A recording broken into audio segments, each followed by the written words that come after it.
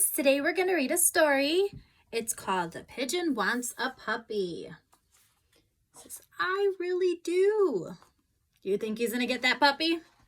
Let's see. The pigeon wants a puppy. Oh, hello. How are you? I'm fine. Thanks for asking. By the way, do you know what I want? What I've wanted forever. At least since last Tuesday. A puppy! Puppy, puppy, puppy, puppy, puppy. Oh, don't worry. I'll take care of it. I promise. I'll water it once a month. What? Everybody knows that puppies need plenty of sunshine and water. I don't think he's talking about a puppy.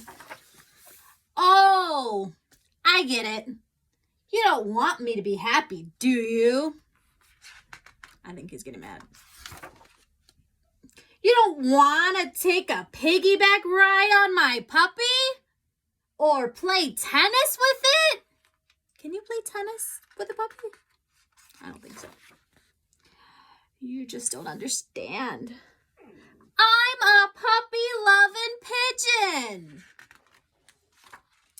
Oh, puppies. I want a puppy right here, right now. I think Mr. Pigeon's getting upset. What's that? Woof, woof, woof, woof. Is it possible? Have my dreams come true? Woof. Ah!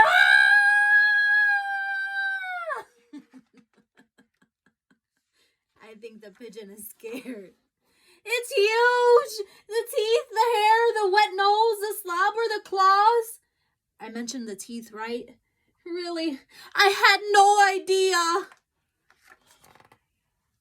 I've changed my mind.